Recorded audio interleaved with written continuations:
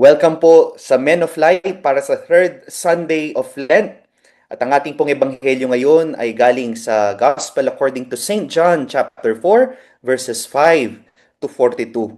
Napakaganda because this third Sunday of Lent, we will be reflecting about one simple truth that is very important and very deep. Pag-uusapan po natin ang ating mga uhaw. Alam naman ho natin sa ating mga science subjects that 60% ng ating katawan is made out of water. Ibig sabihin, we cannot live without water. Science tells us we are made to need water. At ngayon hong Marso na, we also enter the dry season, tag-init ng muli. And many of us will surely experience thirst or yung pagkauhaw. Alam niyo ho ba yung nangyayari sa atin kapag tayo'y nauuhaw? Yan ho yung mga sintomas ng panghihina, nahihilo ka, naiirita, at nawawalan ka ng focus. And worse, severe dehydration can lead to death. Pero hindi lamang po ang uhaw natin ay patungkol sa pisikal na aspeto. Nandyan po yung tinatawag nating spiritual thirst na hindi kayang pawiin ng anumang inumin o material na bagay. Sa ating ebanghelyo ngayong linggo, maririnig ho natin ang tagpo ni Jesus at ng babaeng Samaritana sa tabi ng balon. In their conversation, inalok ni Kristo ang babaeng Samaritana ng tubig na hindi na magdudulot ng uhaw kailanman. At upang maunawaan po natin ang biyayang ito, we reflect on this very beautiful gospel that reveals to us the dynamics of our spiritual thirst at kung paano natin makakamit ang tunay na pamatid uhaw.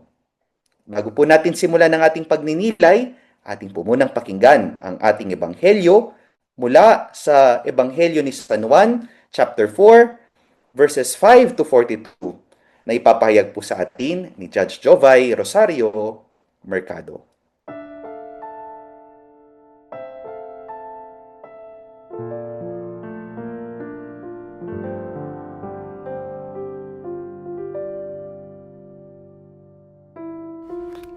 Pagbasa mula sa Ebanghelyo ayon kay San Juan.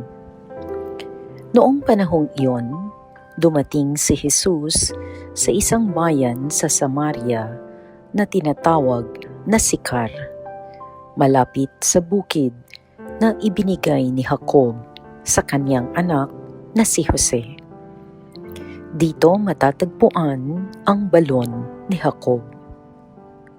Umupo si Jesus sa tabi nito sapagkat siya'y napagod sa paglalakbay. Halos katanghaliang tapat na noon. May isang Samaritanang dumating upang umigib. Sinabi ni Jesus sa kanya, "Maaari bang makiinom?" Wala noon ang kaniyang mga alagad sapagkat bumili ng pagkain sa bayan. Sinabi sa kanya ng Samaritana, "Kayo'y Hudyo at Samaritana ako. Bakit kayo humihingi sa akin ng inumin?" Sapagkat hindi nakikitungo ang mga Hudyo sa mga Samaritano. Sumagot si Jesus, "Kung alam lamang ninyo kung ano ang ipinagkakaloob ng Diyos at kung sino itong humihingi sa inyo ng inumin, marahil ay kayo ang hihingi sa Kanya at kayo namay bibigyan niya ng tubig na nagbibigay buhay."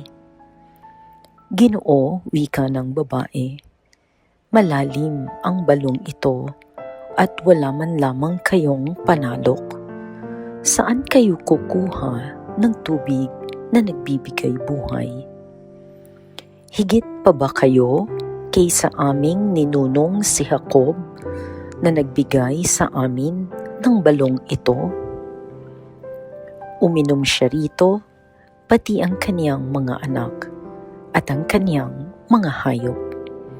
Sumagot si Jesus, Ang uminom ng tubig na ito'y muling mauuhaw. Ngunit ang uminom ng tubig na ibibigay ko ay hindi na muling mauuhaw. Ito'y magiging isang bukal sa loob niya, babalong at magbibigay sa kanya ng buhay na walang hanggan. Sinabi ng babae, Ginoo, kung gayon po'y, bigyan ninyo ako ng tubig na sinasabi ninyo, nang hindi na ako mauhaw, ni pumarito pa upang sumalok. Ginoo, sa wari ko'y propeta kayo. Dito sa bundok na ito, sumamba sa Diyos ang aming mga magulang. Ngunit sinasabi ninyong mga Hudyo na sa Jerusalem lamang dapat sambahin ang Diyos. Tinugon siya ni Jesus, Maniwala ka sa akin, ginang. Dumarating na ang panahon na sasambahin ninyo ang Ama, hindi lamang sa bundok na ito o sa Jerusalem. Hindi ninyo nakikilala ang inyong sinasamba, ngunit nakikilala namin ang aming sinasamba, sapagkat ang kaligtasan ay galing sa mga Hudyo. Ngunit dumating na ang panahon, ngayon na nga, na ang mga tunay na sumasamba sa Ama ay sasamba sa Kanya sa Espiritu at sa katotohanan. Sapagkat ito ang hinaharap ng Ama sa mga sumasamba sa Kanya. Ang Diyos ay Espiritu, kaya dapat siyang sambahin sa Espiritu at sa katotohanan.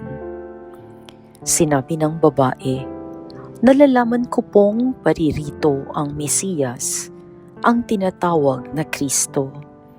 Pagparito niya, siya ang magpapahayag sa atin ng lahat ng bagay. Akong nagsasalita sa iyo ang tinutukoy mo, sabi ni Jesus. Kaya't paglapit ng mga Samaritano kay Jesus, hiniling nila na tumigil muna siya roon at nanatili siya roon ng 2 araw. At marami pang sumasampalataya nang mapakinggan siya.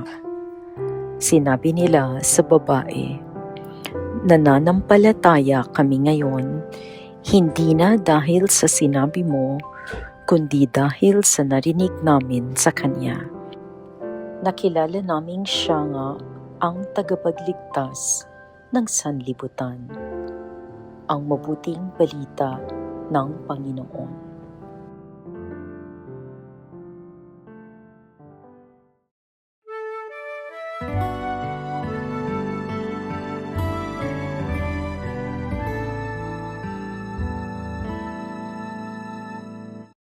Tayo po'y nagbabalik dito sa Men of Light para sa ating third Sunday of Lent.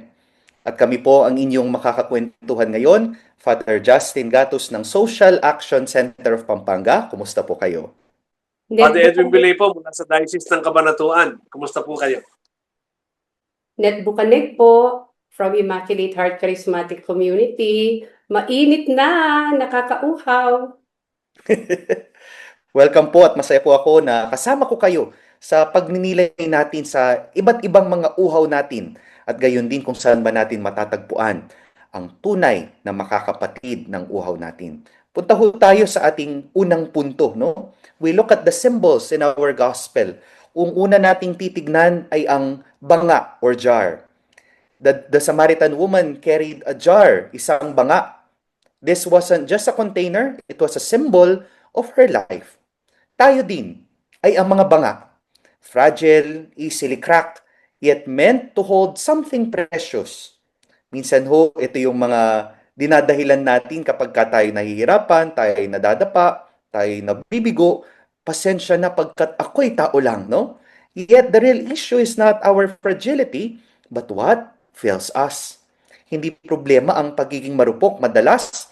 Ang problema ay kapag kamali ang nilalaman mo sa marupok na puso. Yes, Among Edwin. Yung pong maganda yung intro na ito na yung po kasing yung banga, yung ating mga lalagyan, kapag ka hindi talaga tama yung nandoon, pabigat lang eh. Kaya mapapagod tayo. At pagka mapapagod ka, parang may hirapan kang makibaka sa buhay. Kasi yung palang dala-dala natin doon sa ating banga, hindi naman nakakatighaw, no? Hindi nakakatighaw ng ating mga uhaw. At ika nga, baka mas lalo ka pang nauuhaw dahil yun ay parang tubig alat, no? Ganoon daw Oo. yung tubig alat daw po, lalo ka mauuhaw doon pagka ininom mo yung sa dagat. So, baka yun ay hindi makakatighaw ng uhaw, kundi mas makakadagdag pa ng uhaw yung mga laman ng ating banga. Kaya tama po si Father Justin. Hindi yung lalagyan ng problema. Yung inilalagay mo ang problema. Ang ganda rin po ng paalala ng CBCP sa atin, no? Yung paanyaya niya, yung digital media fasting. Kasi kagaya na sinabi ni Among Edwin, minsan kung ano-anong nakikita mo sa social media, tapos yan na, para bang napupuno ka na ng iba't iba, nagagalit ka na, di ba? Yung mga, nahahawa ka na sa mga iba't ibang mga bagay na para bang hindi naman talaga nagbibigay ng kaginhawaan, nagpapatid ng uhaw. Yes, Dr. Annette? Oh, maganda pong reminder yun, Amon, kasi po syempre po, lalo na sa ating mga ah, Alpha and Gen Z, no? Baka kasi akala natin yung fasting, pagkain lang, Mm. no? O yung fasting, baka hindi ka na rin uminom. Kasi akala mo, yun ang fasting talaga, no? So, very good reminder na fasting is also time to empty Mm. oneself. Kasi kanina, Amo, ang sabi niyo po, pag nadidehydrate ka, nahihilo.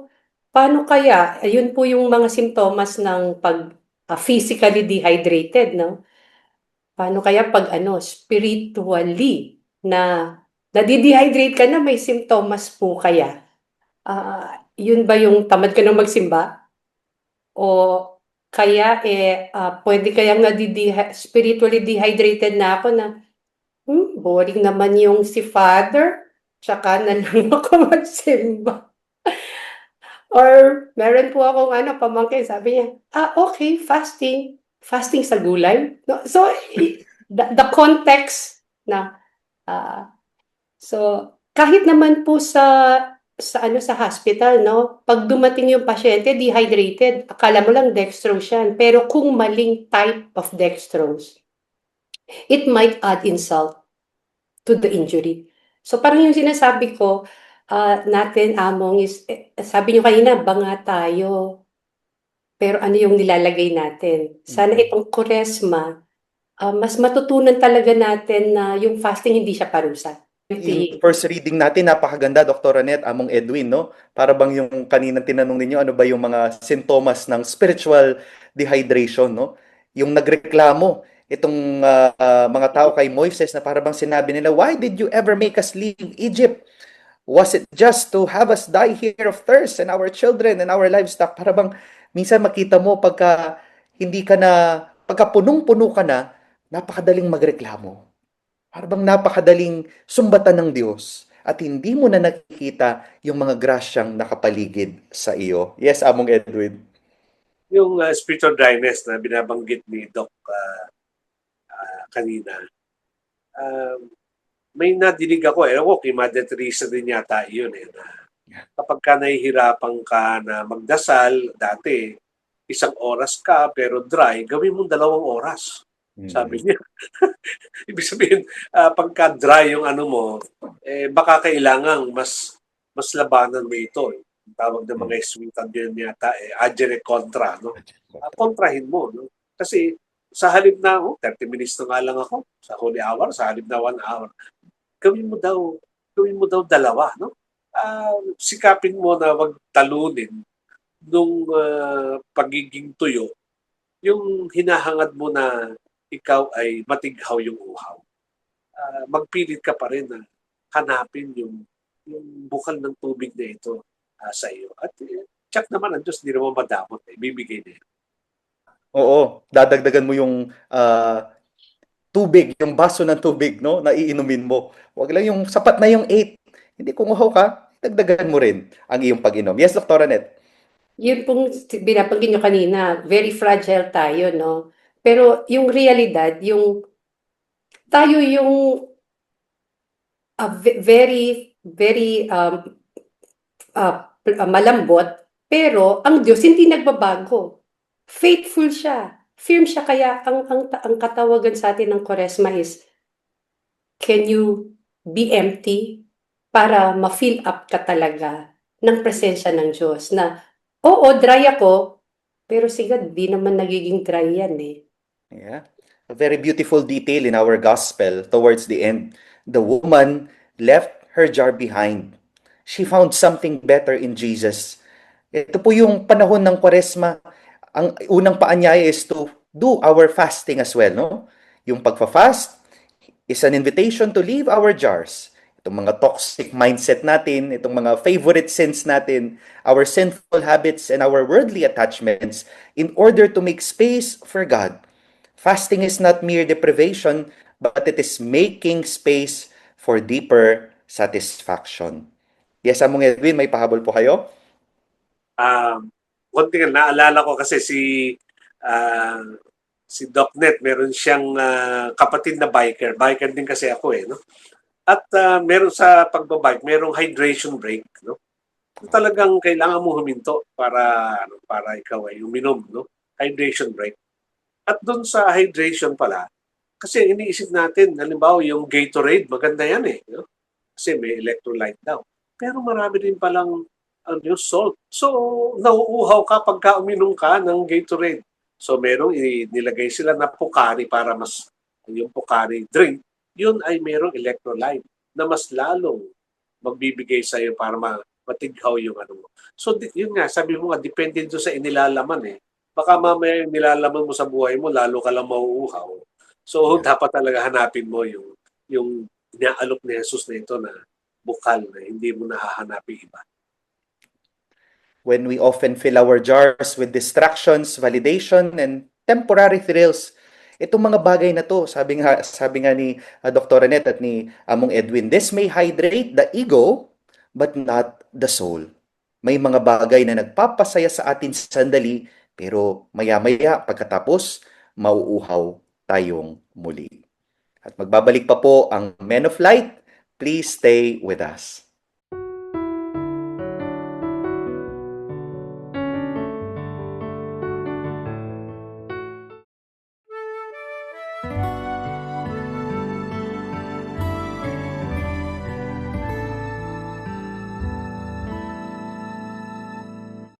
At tayo po'y nagbabalik dito sa Men of Light para sa third Sunday of Lent.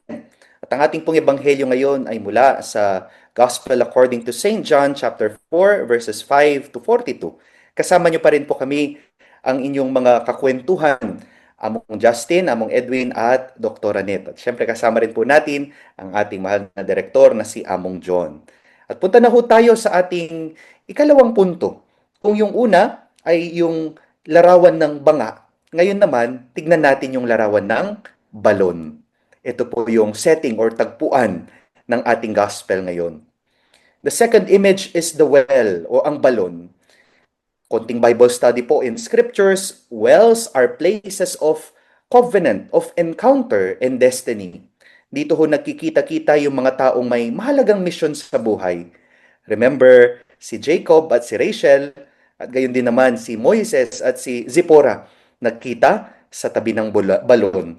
At ngayon din sa ating ebanghelyo, maririnig natin na nakatagpo ng babaeng Samaritana ang ating Panginoon sa balon.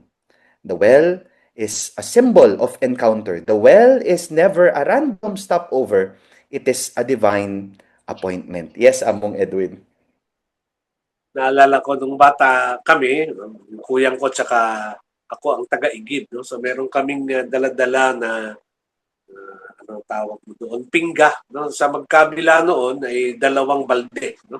Na titimbaan mo yon doon sa Abierta o yung Poso Negro nung araw na malaki yun eh. So pahatak yun na para tumulo. No? At ang hindi ko maintindihan doon, yung mga kasama kong mga umiigib doon, mga dalaga doon sa aming street, no? At sabi ko, ba't kaya sila naka-lipstick pa, mga iigib lang, no? Mapupula yung labi nila, tapos meron silang dikin dito, tapos ang isa pang nakakamangha sa akin, hindi nila hinahawakan yung balde na yun, lumalakad sila na yung kamay nila nasa ibaba lang, ano? Ang galing nila na ah, pero yun nga, nung medyo malaki-laki na ako, naintindihan ko na, so nag-aayos sila, baka sila may makapansin sa kanila. Parang si Moises lang, tsaka yung napangasawa niya. So nakaayos talaga sila na naka-makeup. So sabi ko siguro maraming sa mga yun nakatagpo nila doon sa aming abyerta, no, mga nagkapangasawahan doon. No? At yun, doon na rin kasi parang, ano tawag mo, doon na nagkukwentuhan yung mga tao dahil nakapila yung mga balde. So it's a place of encounter really. No? Yung sabi mo nga, maraming kwentong nabubuo o baka pag-ibig na nabubuo doon sa aming abyerta na yun. Yun. Para bang hindi pa uso nun yung mga sari-sari store, no? Para bang mga tambayan, meeting place, no? Pero ngayon, marami na. Pero yung napakaganda ng simbolo nitong balon. Yes, Dr. Anet? Naalala ko po mong yung mga wishing well. Di po Mhm. ba? Yung may dala-dala kang coin, tapos lahat ng katabi mo doon, kahit di mo kilala, sabihin, mag-wish ka, mag-wish ka, mag-wish ka. And then, di mo kilala yung tao, pero bigla kang pipikit, ito-throw mo yung coin, and then, para bang you're throwing yung laman ng puso mo doon sa well na yon, no? So, napakagandang simbolo po, Among, no? That what is beautiful dun sa gospel, yung naghihintay si Jesus eh. So Yeah. parang sinasabi sa atin, I'm just here, meet up tayo, kita-kits tayo. Kaya nga po, di ba, sabi niyo, ang katawagan ng Kwaresma is silence to pray. Nabanggit niyo na rin po kanina, Mong Justin, yung baka kala kasi natin yung prayer, yung gusto mo lang, yung kailangan mo, and all that.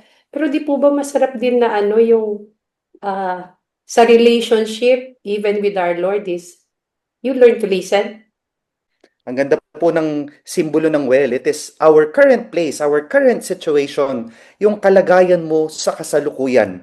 Remember, hindi lang in joyful and peaceful moments, pero kahit nasa mga paghihirap, sa mga tanong natin, sa parabang pagkawalan ng pag-asa, God meets us where we are. Para bang hindi hinihintay ng Diyos na para bang, oh, dapat maayos muna lahat para bago kita tagpuin, no? Pero hindi eh. Tatagpuin niya tayo kung nasaan man tayo ngayon. At dito sa ating ebanghelyo, nakatagpo niya doon itong babaeng Samaritana. Hindi niya sinabing, oh, ayusin mo muna yung mga 5 asawa mo bago kita tagpuin. Pero tinagpo niya right there and then. Yes, Among Edwin. Yung balon ay simbolo din ng lalim, di ba? Yung lalim. So hindi kontento si Jesus na parang yun nga, parang acquaintance lang no? Gusto niyang pasukin itong kalooban, yung puso o sabihin na natin, kaibuturan, no? Yun yung balon yung lalim na iyon ay yung Diyos lang siguro makakaabot. At binuksan ni Jesus yung pagkakataon na yun para hindi lang sila maging acquaintance nitong babae, kundi makapasok siya at yung babae makapasok dito sa balon na ito ng katotohanan ng buhay. No? Na okay, alam ko, kaya tanghaling tapat ka kasi umiiwas ka sa marites, ano? Pero Mm-mm. alam ko rin na po pwede mo ring maayos ito. No? At tumaasa ako na maayos mo to. No? Siguro marami sa ating mga acquaintances, parang gano'n na lang, hi, hello na lang. At hindi nga natin napapasok at nabubuksan yung ating mga balon. No? Maganda, sabi mo nga, ngayong Kwaresma, pumunta tayo doon sa balon natin at tingnan ano ba yung nandoon o yung Diyos na naroon para tayo ay katagpuin din. Yan yung importansya ng ngayon, panahon ng Kwaresma at hinihingi sa atin yung deep and intense prayer. Para bang dagdagan, palalimin yung ating pananalangin at hindi lamang tayo mag-hi, hello sa Panginoon. No? Yes, Dr. Annette. Nung mas bata pa po ako, akala ko, deep yung prayer mo pag memorize mo yung novenas, yung Stations of the Cross, yung Rosary. Ah, only ngayon na, siyempre mas tumanda na po, no? Na ano pala ito, parang pattern sila to make you go deeper, na mas makilala mo na ito pala yung ginawa ni Jesus. Pero, leading pala dapat ito to quietness. Kaya nga po ina-appreciate ko yung mga simbahan natin na bukas or Blessed Sacrament, that you can just sit down and that there is talagang katahimik. Kasi nga po, sorry maingay po kasi yung busina, and only in the church that parang may, kahit hindi nakapaskil may and listen, parang ganoon, no? So, hopefully, lalo na yung ating mga kabataan would appreciate the church, no? Yung imbitasyon ng ating simbahan to be quiet with the Lord. Naalala ko po 'no, sa mga, taga-subaybay natin, yung sa darating ho niyan na, Maundy Thursday 'no, after the Last Supper Mass, para bang bibisita tayo sa iba't ibang mga simbahan para magbisita iglesia. Sana itong mga panahon na ito hindi lamang sila panahon para mag-selfie, para mag-ingay, 'di ba? Pero sana ito yung gamitin natin ng mga pagkakataon, mga wells to meet God, para mas mapalalim yung ating ugnayan sa Kanya, higit na lalo ngayong panahon ng Kwaresma. Your well might be a place of exhaustion, family conflict, hidden struggle, or a secret shame, kagaya nitong babaeng Samaritana. Pero ang paanyaya sa atin, do not pretend. Huwag rin tayong maghintay na maayos ang lahat bago natin lapitan ang Panginoon. The place you're most ashamed of is often where the miracle of healing begins. Hindi ka babaguhin ng Diyos bago ka niya lapitan, kundi lalapitan ka niya para magbago. At magbabalik po ang Men of Light. Please stay with us.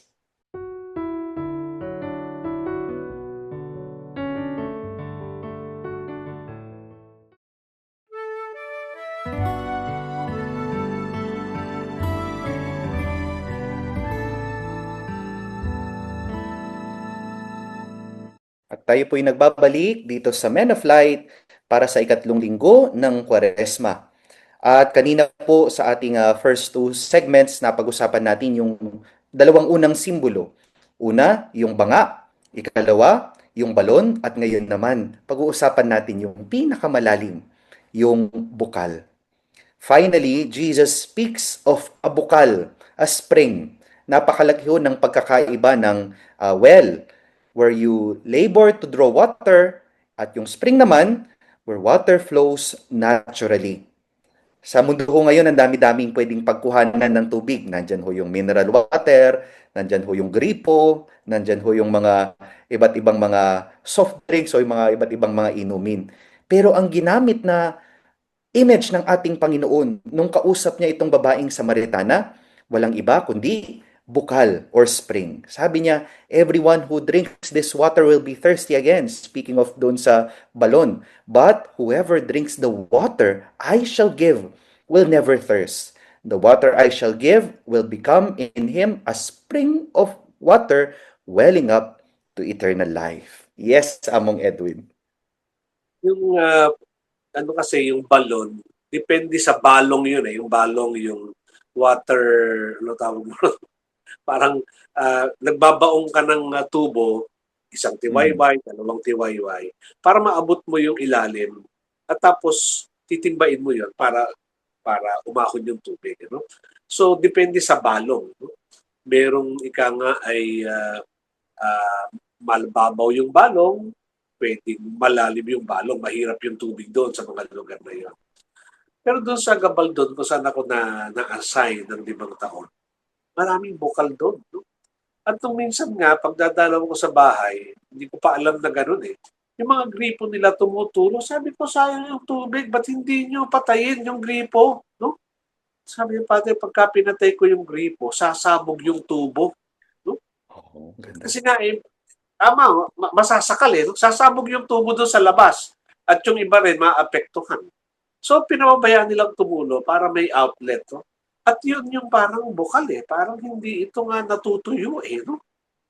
Yung kasing balon pwedeng matuyo. Pero itong bukal hindi. No? At yun nga, sabi mo nga, overflowing, natural, no? At sinabi mo doon na parang yun yung parang paanyaya, halimbawa, yung almsgiving. Hindi ibig sabihin pagka ikaw naglilimos, mauubusan ka no? Habang ikay naglilimos, parang bumubukal, dumadami yung balik sa iyo ng biyaya.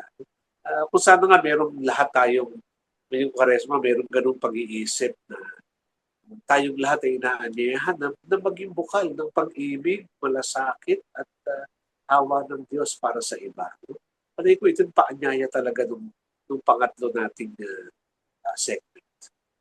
Ang ganda po, Among Edwin. Dr. Annette, naalala ko po yung sinasabi ni Cardinal Ambo, no? Kasi po sa Social Action Center of Pampanga, meron ho tayong tinatawag na Alay Kapwa Radiothon every Lenten season. Para bang it's our way also of reporting kung ano ba yung mga natulungan ng mga donasyon o itong resource mobilization. Pero isa rin doon, syempre kasama nga yung resource mobilization, yung pagganap ng pondo. At sabi po ni Cardinal Ambo noong humingi kami ng mensahe sa kanya, mula sa kanya para sa paanyaya dito sa Radiothon.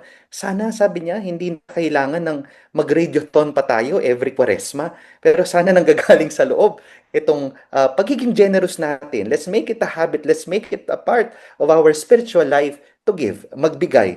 At ito po yung simbolo ng bukal Yung sinasabi nga niya mong Edwin na para bang kapag ka tinanggap mo si Kristo, kapag ka nasa sayo si Kristo, natural na lamang sa iyo ang magiging daluyan ka ng patuloy na grasya ng Panginoon. Yes, Dr. Annette. Lagi ko pong naririnig yung practice makes it perfect. So parang di ba every year na lang, ito yung lagi nang sinasabi nyo sa amin mga among na Lenten practices, fasting, prayer, almsgiving. So parang ang intindi ko po is maging natural na sa'yo. At kumbaga kahit hindi na Kwaresma dahil napapractice mo na. Minsan nga po yun po yung naiisip ko as I age ba in the church, ganun na rin ba kalalim yung bukal sa akin, no? Yung hindi ka natatawagin ng megaphone na magbigay. Do ang kagandahan po ng simbahan, yun nga no, may seasons ang simbahan. So it always reminds you, para kung nakalimutan mo, kahit paano may gentle reminder. Pero sana nga yun, hindi lang kasi pera no among, di ba, ang almsgiving, but also yung presence, yung time, your ears, no? Kasi po marami akala mo maraming friends sa FB, pero lonely pala po. They might need your presence, and that's a wonderful giving.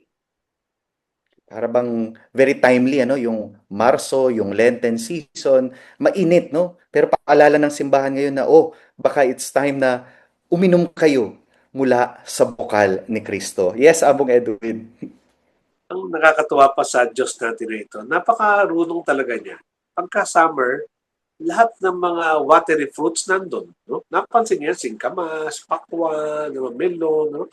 Andun lahat Yung pagka ang tao ay uhaw, hindi lang yung Diyos talagang humahanap siya ng paraan para tayo itighawin. At pati sa mga prutas natin, andun lahat yung mga juicy fruits, sabi niya, para tayo ay mapagbigyan niya na hindi tayo talaga matuyo. Yeah, totoo po yan. Ganda po. Mataas ang water content ng mga binanggit niyong prutas. Kahit sinasabi nating seasonal, but it's always on time. Tapos gagawin mong shake, lalagyan mo ng yelo. Ayan, nauhaw na naman tayo. Mauuhaw na Ang ako. ganda po, Yung pong puso na kapag kayong pinagmumulan ng iyong pagmamahal, ng iyong pagpapatawad, walang iba kundi ang bukal ng tubig na nanggagaling kay Kristo. Wala po itong paglalagyan, kundi ito'y aagos lalo, no? Magiging natural na at bahagi na sa iyong buhay. The logic of almsgiving. Hindi lamang po ito pagbibigay ng sobra-sobra. It is not merely charity from our excess, but an overflow from the fullness we discover in prayer and fasting. Ganyan din pong pagmamahal, pagpapatawad, at paglilingkod. When Christ dwells within us, our peace becomes internal and not circumstantial. Magbabalik pa po ang Men of Light. Please stay with us.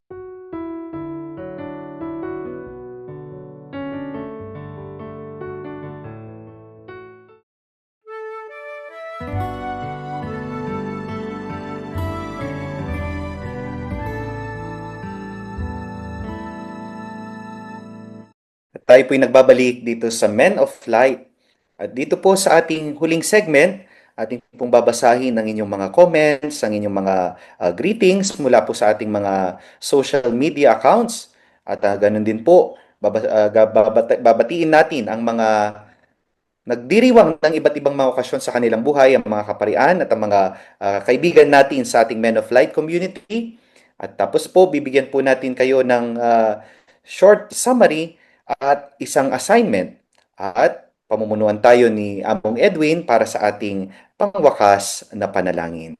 Dr. Annette? Okay, narito po yung mga kaparokya natin na nag-send ng Facebook messages from February 24 to March 2, no? Si Brother Edgar Yap, no? Sinamarize niya po yung ating last episode, no? Of the Transfiguration is not just a dazzling moment of light. And then he expound further dun sa ascent, descent, and being present. At sabi niya sa ending ng kanyang reflection, let us anchor our hearts in Jesus, who walks the difficult path with us and gently reminds us to rise up with hope and be not afraid. Thank you rin po kay Sister Lota David. Our spiritual stability ends in the hands of God. So we need to live well, to ascend in our faith in God in our day-to-day life. And salamat po. Ganun din po kay maraming message po ang ating kapatid na si Kakultura Ebangon. Sabi niya, ang pinakabuod na panalangin ito ni Brother Joey ay ang pagtitiwala at pagdidepende sa Diyos sa gitna ng hamon at kawalan ng katiyakan sa buhay. So, salamat po sa inyong comment from Sister Dora Lopez. Nagpapa-thank you siya sa inspiring reflections from Sister Therese. Ganun din po kay Sister Annabel Navarro. Sabi niya, I trust in you for everything, Lord. Grace, blessings, and provisions. Sabi naman po ni Sister Bell Katigbak, for me, God's biggest sign is Jesus, His Son, who died on the cross. And sabi po ni Sister Elizabeth Coraming, Amen. God's love and mercy is beyond measure. May we ask, seek, knock to His merciful heart always. Sabi po ni Sister Josie Viloria, let's try to live by Jesus' words and love our enemies. From Brother Jesus Emmanuel, sabi niya, fasting is not only good for our spiritual, but also for our physical health, but also financially. Kaya mayroon tayong pang-alms giving, one of the corporate works of mercy. Thank you po sa inyong reminder. Sa atin naman pong mga kasama sa YouTube, no? Nagpapasalamat sa atin si Sister Emily Mahia. Nag-send din po ng message si Prima Sabado and Nev Oka.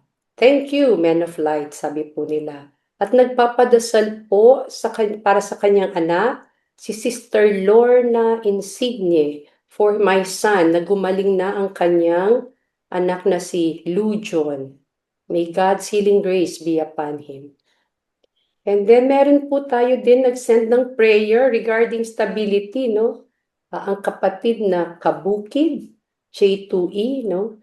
A part of his prayer, sabi niya, Lord, I confess, I fear the fragility of life. I'm afraid of losing my hopes. I'm afraid I'm not in control, but you say stand up and do not be afraid. Teach my heart to believe that. Amen. Marami pong salamat sa inyong mga messages.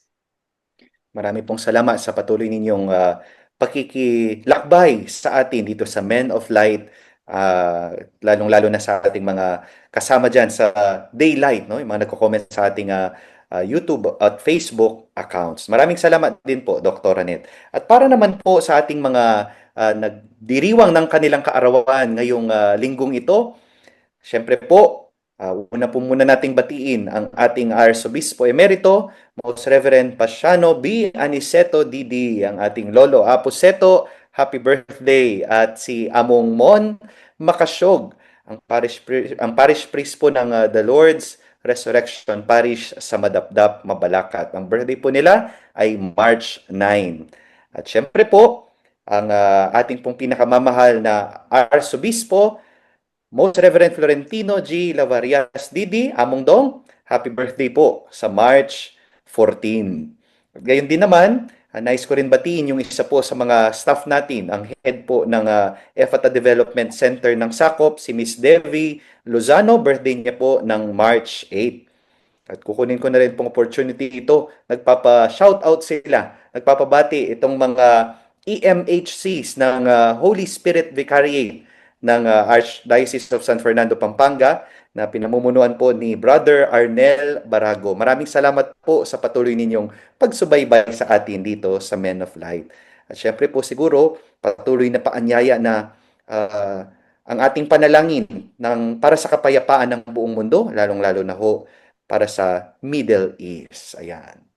At para po sa ating maikling summary, ang ating pong mga pagbasa ngayon, ipinapakita sa atin yung dynamics ng ating spiritual thirst at ipinapakita rin ho yung tunay na pamatid uhaw. Tayo ho ay mga banga, marupok, pero napakaganda na tignan kung ano ba yung ating nilalaman sa ating mga sarili. Ang sitwasyon natin ay maaring maging simbolo rin o sinisimbolo ng balon, pero sa mga balon na ito, doon din po tayo tatagpuin ng ating Panginoon. At sana, lagi ho nating pagsumikapan na kagaya ng babaeng Samaritana na humingi ng tubig na nagbibigay buhay. Ang pinagmumulan nito walang iba kundi ang bukal na ipinagkakaloob ng ating Panginoong Hesukristo. Sana ho ngayong Kwaresma, wag lang tayong makontento sa mga pampawi ng uhaw na panandalian lamang. Lumapit tayo sa bukal at sabihin, Panginoon, painumin mo kami ng tubig nang hindi na kami mauuhaw muli. At para po sa ating simple assignment, siguro po itong buong linggong ito, we spend time sa ating pong paboritong simbahan, no? Inspired by the sharing of Dr. Annette kanina. Para bang kahit na 30 minutes, no, maglaan tayo ng oras. Hindi yung hi, hello lang. Yung bang upuan natin, makinig tayo sa Diyos, makipagtagpo tayo sa Diyos, at hingin natin ang tubig na nagbibigay buhay upang ito'y makatulong sa atin at mapalakas tayo sa pagsunod kay Heso Kristo. Kapag siya ang laman ng ating banga, hindi na tayo basta mabubuhay lang. Tayo mismo ay magiging daluyan ng buhay para sa iba upang mapawi rin ang kanilang mga uhaw. Dahil po doon, para po sa ating panghuling panalangin, pamumunuan po tayo ni Among Edwin. Ngayon po inaanyahan ko kayo muli na ilagay natin ang ating mga sarili sa piling ng Diyos.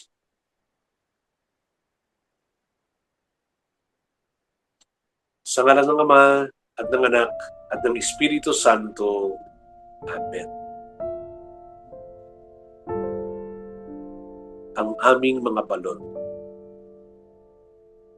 Lord, sa ikatlong linggo ng Kwaresma na ito, pinapaalala mo sa amin, hindi kami ang unang naghanap sa iyo. Ikaw ang unang naghanap sa amin. Habang kami nagtatago, ikaw ang lumalapit. Habang kami umiiwas, sinasalubong mo kami. Sinasadya mong magtagpo tayo. Iniwan mo ang iyong kalwalatian upang makisalamuha sa aming kahinaan. Hindi ka nanatili sa itaas, bumaba ka. Nakihalo sa aming gulo. Nakinig sa aming mga kwento, nakisama kahit sa aming mga sugat. Tulad ng pagkikipag-usap mo sa babaeng Samaritana, binabasag mo mga pader na kami mismo ang nagtayo.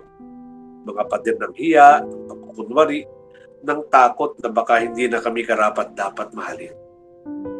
Lord, aminin ko, ako madalas na gumagawa ng pagkakahiwa-hiwalay. Pumipili kung sino ang lalapitan at kakaibiganin. Kami ay mabilis manghusga at lumalayo sa hindi namin katulad. Iba yan. Wag yan. Ikaw hindi. Kung may mga taong nilalayuan kami, ikaw ang lumalapit sa kanila. Kung may mga pusong nagsasara, ikaw ang kumakatok. Lord, inaakay mo kami sa aming sarili mga balon. Alam mo kung gaano ito kalalim. Alam mo ang aming mga kahapon, ang mga pagkakamaling paulit-ulit, ang mga relasyong hindi ayon sa iyong kalooban, ang mga lihim na hindi namin maipagtapat kahit kanino. Alam mo ang lahat. Walang nakatago sa iyo. At ito ang aming pag-asa. Alam mo ang lahat pero hindi ka umaalis. Hindi mo kami pinapahiya. Hindi mo kami tinatalikuran. Hindi mo sinasabing ayusin mo muna ang sarili mo bago ka lumapit sa akin. Sa halip, ikaw pa ang unang nagsasalita. Ikaw pa ang unang nag-aalok. Ikaw pa ang unang nagmamahal. Bakit, Lord? Bakit mo kami minamahal kahit minsan hindi na namin kayang mahalin ang sarili namin? Bakit hindi mo kami sinusukuan kahit kami mismo sumusuko na? Marahil dahil hindi ka nakatingin lamang sa aming kahapon. Marahil nakikita mo ang kaya pa naming maging. Nakikita mo ang bukas na hindi namin nakikita. Tulad ng Samaritana, mula sa pagiging sugatan, ginawa mo siyang saksi. Mula sa pagiging nauuhaw, ginawa mo siyang bukal. Mula sa pagiging makasalanan, ginawa mo siyang tagapagbalita ng Mesiyas. Ito rin ang aming samo.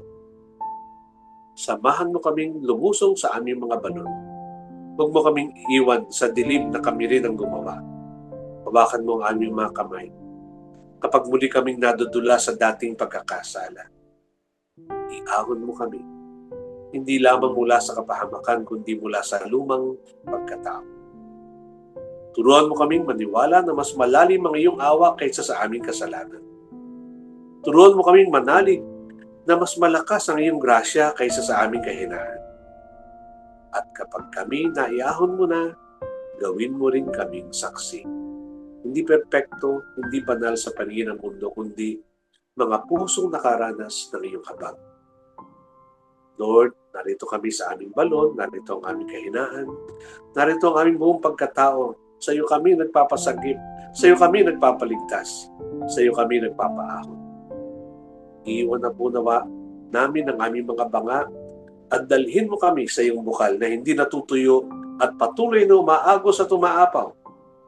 Ito ang totoong makakatighaw sa lahat ng aming uhaw. Amen. At sumainyo ang Panginoon. At sumainyo rin. At pagpalain kayo ng makapangyarihang Diyos, Ama, Anak, at Espiritu Santo. Amen. Very beautiful prayer. Maraming salamat po, Among Edwin.